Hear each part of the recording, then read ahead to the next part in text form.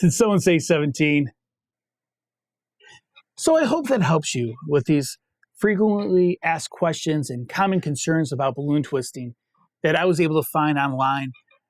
And I hope this sets most of your concerns and stressors at ease.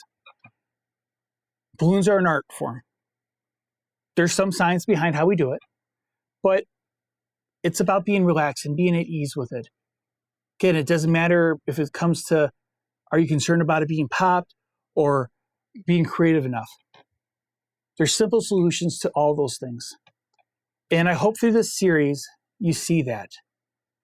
And if you have any other questions, comments, concerns, or anything that, maybe there's another question you have or concern you have that I didn't bring up in this series,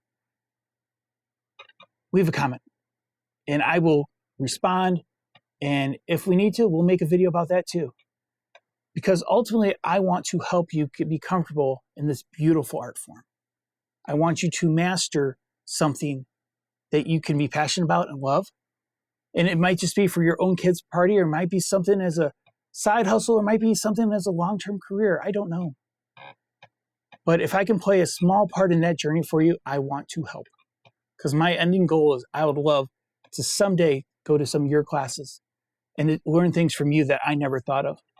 So if I can help you in the early stages of that, help you midway through that, help you push your comfort zones, then I'm happy.